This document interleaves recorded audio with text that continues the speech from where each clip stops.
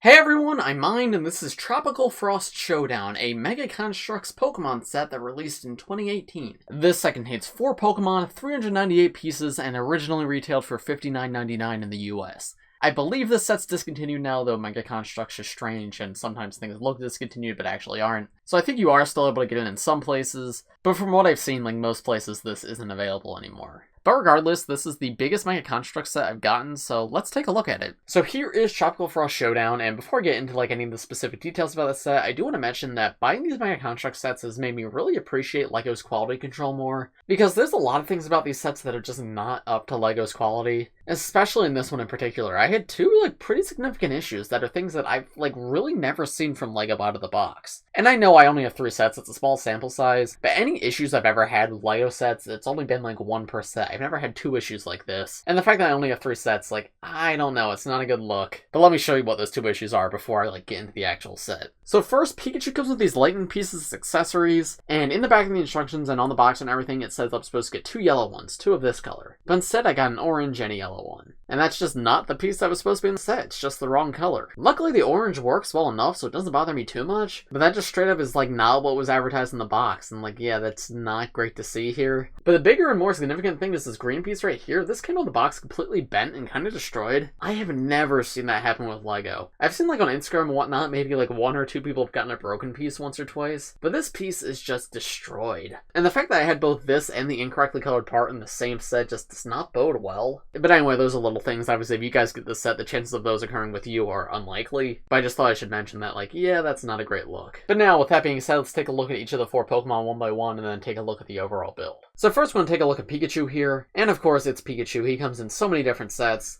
Anyone who has any Mega Construx Pokemon sets probably has at least 1 Pikachu, if not more. So it's kind of a lame get here for $60 if you only get 4 different Pokemon. The fact that one of them's Pikachu is a little bit lame. One thing I do like about him though is he has a way to have an action pose in the actual set. You can see he has this transparent clear bar sticking out of his back, and that connects into a hole back there. So that can hold him up in the air and have him jumping and attacking. Looking at him up close though, he's alright. He's not bad, but he's not great either. You look at this, you can see Pikachu, but it doesn't look just like Pikachu at all. Obviously, things like his neck joint don't exist on actual Pikachu in universe. He doesn't have that gap there, but that's on all Mega Construx Pokemon. But things like his ears are way too big compared to his face. His hands look a little bit awkward at the sides. And I know, again, that's for posability reasons, but it just kind of makes it not look like Pikachu. It just sort of looks like a man. His tail is pretty alright. I know in the more modern Mega Construx Pikachus, they give him an all-new tail piece. And the newer tail piece definitely looks better than this, but I don't think this is bad. The tail is far from, the worst defense of this guy. He's got some brown stripes printing around the back, which is pretty cool. And then his feet are a little bit weird. They can just go out to the sides. And I think that's a fine way to give him feet without having them on these ball joints, because obviously the ball joints make the limbs look very strange. But yeah, I'm not the biggest fan of this guy. He's probably one of my less favorite Mega Construx Pokemon. He's okay, he's done well enough, but there's definitely better ones out there. Next we have Weavile, and there's some good and some bad here. I like these rubber pieces for the fin on the top of the head and this area around the neck. That's something that LEGO doesn't really do on characters, and I think it actually works pretty well, and it's done far better than actual bricks could.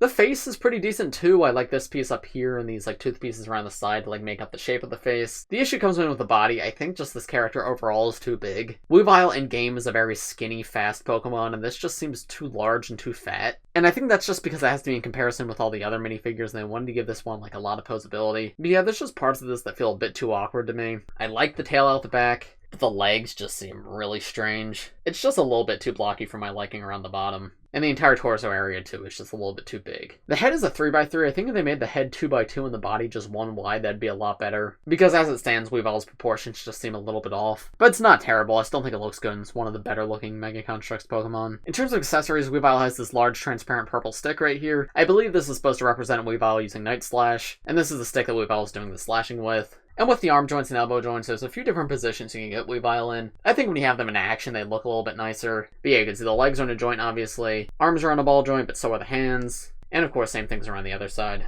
Next we have Sandygast, who is pretty much the main reason I bought this set. Sandygast is one of my favorite Pokemon, well, more specifically Palossand, and when I saw that there was a brick-built version of him, I knew I had to get it. And this guy is pretty darn good. I really like him. Something interesting about Mega Construx is they print all the way to the edge of the parts, which is something LEGO doesn't do. LEGO, will stop near the edge. And I think that's interesting to see. It definitely looks really good, so I'm not sure why LEGO doesn't do that, but I appreciate that here. But they captured the shape of his face perfectly, and obviously I know he's just a pile of sand, but they captured his overall look pretty well, too. You can see the hole for his mouth comes out the other side side back here. I like the little shovel build sticking in the top of him. And then he's on like this large jagged piece to represent like the sand at the bottom.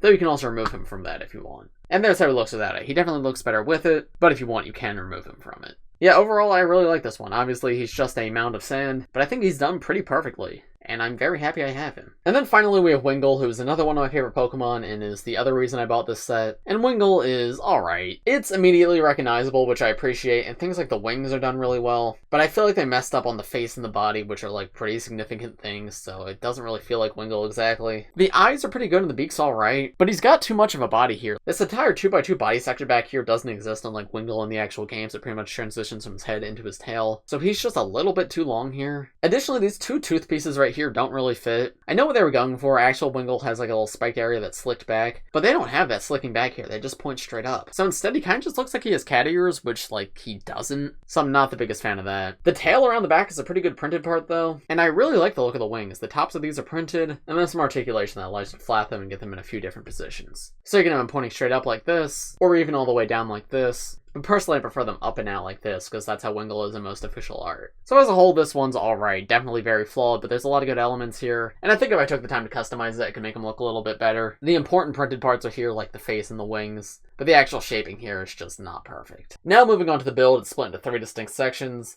There's this beach area on the side, then there's the bridge in the middle, then there's this little grassy area, as well as this frosty mountain on the side. So starting with the beach side, this is pretty nice looking. Not a ton going on here. You have water around the sides, a little sandy area in the middle, this palm tree build right here with these leaves on top, a little sandcastle's built right here, which is cute. There's a little pail right there. And obviously this is where Sandygast is supposed to go. There's a stud to put him in the middle, because obviously this entire area is themed around him. Here's how it is up a little closer. It's pretty cute. There's that stud that I mentioned. So that way you can lock Sandygast in place and actually have him attached to the shore. One weird thing I noticed is all these different ocean pieces right here. Right off the bat, they're all different colored. They have like this marbled look to them, but then this one doesn't, so it creates like a really jarring transition between these two. But then the weirdest thing to me is there's just this piece hanging off the side right here. Like, nothing goes underneath that. That's just right there. I guess it's added for stability to keep these two parts together, but this just reeks of like a young kid making a Lego mock. Like something's not staying together, so you slap a 2x3 on top of it to keep it together. This doesn't really fit like in the world. It kind of breaks my immersion a little bit. It's just hanging over. It's higher than the rest of the sea,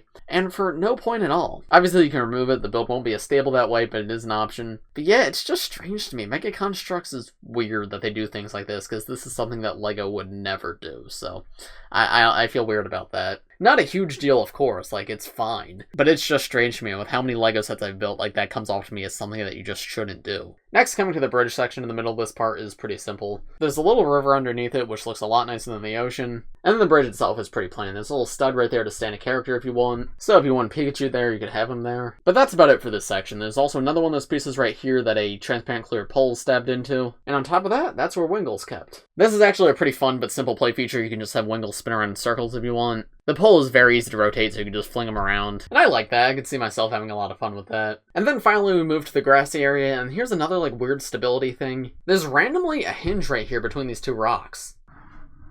And there's not very much keeping these two parts of the build together. So if you want to pick this up and transport it, like, that's going to fall apart very easily. Again, another very easy fix with your own parts if you have them.